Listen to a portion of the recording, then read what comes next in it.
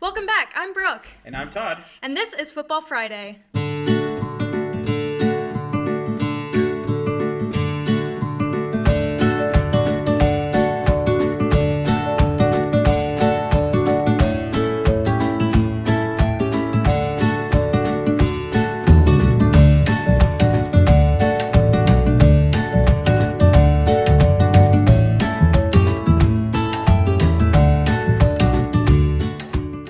So this week we'll be talking about goalkeepers.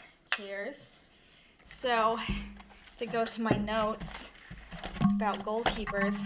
Oh, Like three pages of notes. You took notes about goalkeepers, huh? Lots of notes. Is that the only? Oh, What does a goalkeeper do? So they keep the ball out of the goal. Wow, is that all they do? Believe it or not. No, actually, I have a whole lot of notes about this. So it's the most specialized position in football. It is? Yes, it is. Wow. They have a lot of different rules. They keep the ball from going over the goal line, but it has to be inside the goal. So, you know, like in American football, they have like the big four thing, and it has to go up through that. Instead, in football, they have like a little net, and it has to go into that. It's not so little, though. No, it's not little. I mean, the training ones are pretty little, apparently. I don't know. But when somebody's taking a penalty shot or a penalty kick, free kick or something, those nets seem pretty big to cook. Oh, yeah. Yeah. So in the penalty area, the goalkeepers are allowed to use their hands. Wow. But if they're outside of the penalty area, they can't. Okay. So goalkeepers usually wear a different colored kit from their teammates and the opposition. Wow. So, I mean, this one is my cousin's. Oh, okay. So it's really big on me. But, yeah. So typically they're like... I mean, you've seen, like, a lot of bright-colored ones. We see the one that Courtois wears is, like, bright blue. Okay. Yeah. So there's a rule called the back pass rule. The back pass rule. Yes, I was very confused. I looked at the Wikipedia page for it, like, 3 or 4 times. I went back and forth between, like, different... And I was still very confused, but I think I got it. Okay. So the back pass rule disallows handling passes back to keepers from teammates. So goalkeepers cannot handle, so, like, use their hands... the ball if it has been deliberately kicked to them. Okay, by their own team. Yes, so if their team kicks the ball to them, they cannot grab it. Yeah. But what if I use my head to pass it back to the goalkeeper? I don't know. I think that counts. Like, you can't... I don't think they... Maybe it's if it's in the air, they can grab it. I mean, I think that... I think maybe this is something you might need to do some more research. Yeah. Because I didn't say that in anything. Because if I pass it back with using my head and not my feet, maybe that's a different rule. Maybe. I didn't see anything about that, so I'll look at that again. Okay. I told you it was almost as confusing as offsides. Okay. Actually, no, I think it might be more confusing than offsides. I was very lost. Are there exceptions to it? Like if the ball is loose and a player from the other team is there and about to score? No, I don't think so. I think the other team would have to touch the ball for them to handle it. And then the keeper could handle it? Yeah. Okay. Okay, yeah. I mean, we see that a lot of times where the ball gets passed back to the goalie to reset. Mm-hmm. So goalkeepers are sometimes called keepers and sometimes called goalies. Yeah. And any other nicknames? Unless they're captain. Okay. But yeah, I don't think so. I didn't say anything about other nicknames. Okay. But okay. So goalkeepers usually perform goal kicks. And they give commands to their defense during corner kicks, direct and indirect free kicks, and marking. So that's because, like, that's the next note. The reason they do that is because goalkeepers play an important role in directing field strategy, as they have an unrestricted view of the entire pitch. Yep, so they can see everything that's in front of them. Yes, they can. They can see everything, so it's helpful to have, like, instructions from your goalkeeper as to what to do next. Yep. But unless they go out halfway out in the field and they're going to get the ball and they leave the net undefended and somebody gets in behind them. That is true. That can happen. We've seen it happen. We've seen somebody score. I think from that. I think it was in the women's game we watched a couple weeks ago. Mhm.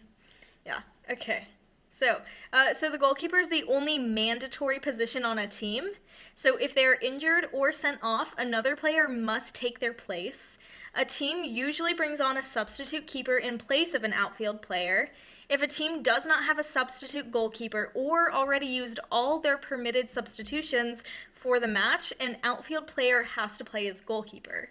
Wow. Yeah, so we saw that kind of the first part of that when I think it was Barcelona was playing Real Madrid, Yes. and they sent off Lamine Yamal to bring on a new goalkeeper. Oh yeah, because the keeper got a red card. Or red card. Yeah. Okay. Yeah, Yeah. that's right.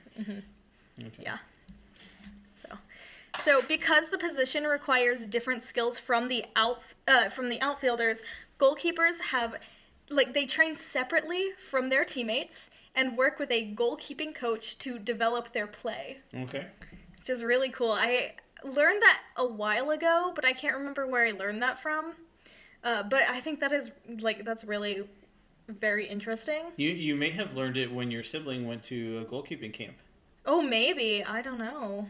Yeah, Rin took. Rin was a goalkeeper back in the day. Was Rin a goalkeeper? Yeah, Rin wanted to be a goalkeeper, and so I didn't know that. Maybe so I should have talked to Rin about this Yeah, episode. yeah, absolutely. We sent Rin actually trained with one of the goalkeepers from the Railhawks in a goalkeeping camp that the Railhawks put on at the time. That's why Rin was such a big Railhawks fan. Well, that's part of it, but that was the professional team in our area, and that's who we went to see. And Rin loved soccer and so and loved playing and loved playing goalie. So so he got some personal lessons. That's cool. As well as being in the camp with other goalkeepers. So it was a lot of fun. That's really cool. I didn't know that actually. So during practice, goalkeepers focus heavily on footwork and getting up quickly after a save, which is obvious, but I just thought that was really cool. So I was like, oh, that's interesting. So goalkeepers may wear any number, but the number 1 is almost always reserved for a team's first choice goalkeeper. Okay. Yeah. All right. So that's good. If you're number 1, you get to wear number 1. Yeah. Well, I'm wearing number 17 right now. So. Okay. Yeah. Anyway, so that's all the information I have on goalkeepers, but I wrote down a couple of either keepers that we know or some of the best keepers. Okay. So for men's keepers, I mean, my favorite is Jan Sommer. Okay, yeah, of course. So I love Jan Sommer. Yeah. And I also noted Courtois is probably one of the best goalkeepers. Okay. Mostly because he is 10 feet tall. And his arm span is the whole. He's the entire thing. Yeah. So I guess if you're I guess for the people who are listening to this or watching it, Jan Sommer was the Swiss national team goalie. Yeah, so. Not anymore. He retired from international play. That's cool. But he plays for AC Milan, I think. Okay. Instead of Inter Milan, there's 2 teams in Milan, and I can't remember which one he plays for. Yeah. And he does a good job for them, I'm sure. Yes, he does. And the headband is intimidating. Absolutely. Yes. Either way, both those teams were in the Champions League, so I mean, they must be doing pretty good. Yep. But anyway, 2 of the women's goalkeepers, I wrote down Hope Solo. She was a U.S. women's team goalkeeper until 2016. She was notably one of the best women goalkeepers in the world. Good. I haven't seen her play. I don't know, but I mean, everything I read about her was she was one of the best. Yep, I think so. Yeah. And then I wrote down Misa for Real Madrid. She's a pretty good goalkeeper. Okay. Yeah. So you should look for who the goalkeeper before Hope Solo for the U.S. women's national team is. I think her name was Brianna. Let's see. Something. I don't remember exactly now, but. Yeah. So Jan Sommer's your favorite, and then Courtois is also one of your favorites because he's very tall. Yeah. He's 6'7", and he happens to play for Real Madrid. Yeah. Well, he also plays for the Belgian national team. Okay. Yeah. Okay. So not much gets past him. Yeah, he's 2 meters tall exactly. Oh, good. So good. U.S. women's team. Yeah, the history. Goalkeepers. So. Yeah, I think also maybe goalkeepers sometimes are a little strange. because they're there by themselves, and and then they have to be on the mindset of not letting if a goal gets scored on them and not let it bother them and be ready for the next one. Yeah. Okay. So you were right, Brianna Scurry. Yeah, Brianna Scurry. I remember. I remember watching her and thinking she was really good. So. Yeah. So I remember also from the men's side, one of the best U.S. men's goalkeepers of all time was Tim Howard. Okay. Yeah, I've heard that name before. I think he played in the Premier League. So he's only recently, recently, I guess it's 8 years ago now, retired from international play, I think.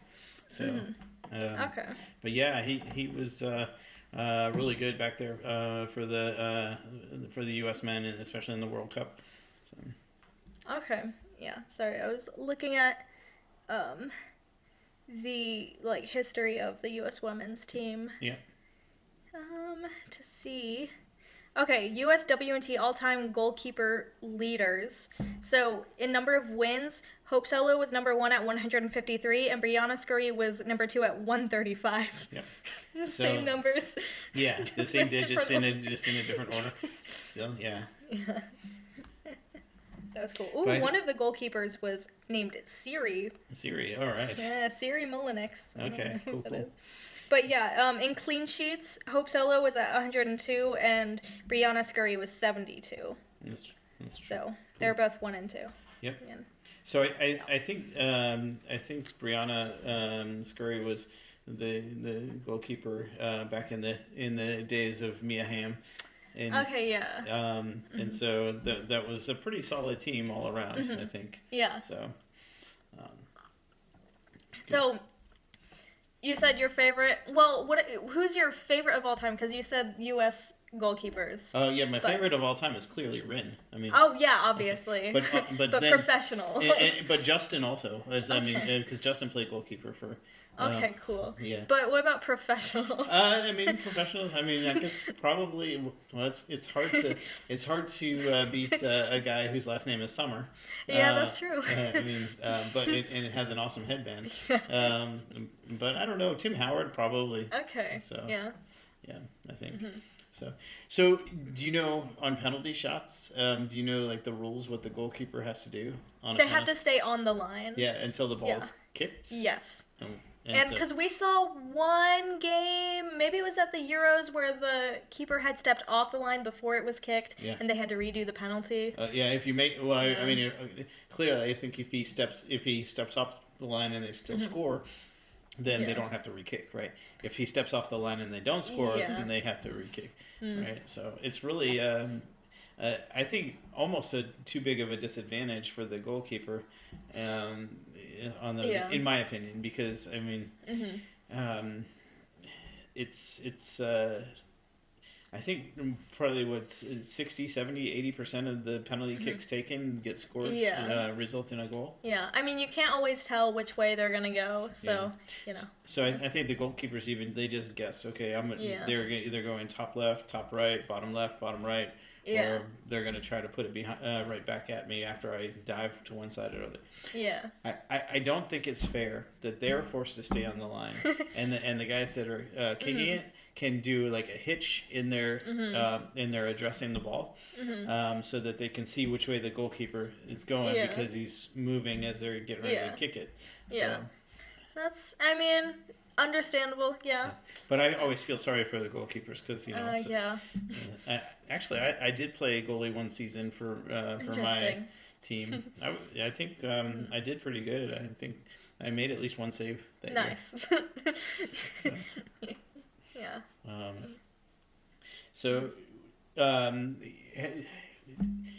I guess they also you mentioned that they control the play, control which way the ball is going, which side of the field the team is going to take the ball up, and they're an outlet for passing back, and they can tell which. So one of the things is how do they get the ball forward other than kicking? They can throw it up to one of their teammates. They can throw it as long as they're inside the penalty area. Yeah. But Yeah, I think that usually, I mean, sometimes you've seen them, like, punch it when it's coming their way. Like, they can throw it. But, yeah. But then they can also do, like, drop kick it, right? And then and a lot of them can drop kick it most of the way across the field. So. Yeah. Well, there was that one game that we saw where Lunin, the substitute goalkeeper for Real Madrid, had an assist. Oh, yeah? Where, like, he drop kicked it, like, all the way to the other half of the pitch, and then someone scored it. Yeah. Like one or two touches and shot and score. Yeah. Yeah, that was cool. Yeah. So, yep. And sometimes they like to get the play going fast, and sometimes they like to slow it down and take their time. Yeah. And then the refs warn them that, hey, you gotta move it or you're gonna get a yellow card. One of the Real Madrid games the women's games that we saw, Misa got a yellow card for taking too long, and every single time she had the ball, like, as she was, like, saving it, the other team started booing. Oh, wow. She could have it for less than a second, and they would start booing her, and they were like, "You're taking too long." Yeah. Yeah. So the other thing about it is that goalkeepers, it's kind of dangerous because a lot of times they have to go to the ground to save the ball, and they're in the middle of people's feet with cleats. And so it's or people falling on them. Unfortunately, because when you're running that fast and you fall, you kind of throw your whole body weight. Right. So if someone trips over them while they're saving the ball, their whole body weight goes on the goalkeeper too. That or the goalkeepers also, when they're going to reach for a ball, a dive for a ball, their body's out in full extension. So and if somebody runs into them or is kicking at the ball and it may hit them in the head or so it's a rough can be really rough position, and keepers can often get injured that way, concussions and things like that too. So cool. So would you want to play goalkeeper? No. Yeah. I don't think I'd be very good at it. Like I said, I think you have to have a little bit of an interesting mentality to do it and to be the guy back there or the gal back there. It's like how Mom was talking about how she thinks Jordan Pickford is really weird. Yeah. Okay. Yeah, because he's the keeper for England. Yeah. Okay. Yeah, and she said he was really weird. I think that was really funny. Well, I think that you got to be a little bit weird to want to do that. So. Yeah. But that's okay. Yeah. Good. Yeah. Yeah. That was good. It was a nice conversation about keepers, I think. Yeah, I think it was fun. Hopefully this conversation's been a keeper. Thank you for listening to Football Friday, and don't forget to check out our regular weekly episodes of Wine Together. If you want to join the conversation, don't forget to follow us on Instagram and TikTok @WineTogetherPod.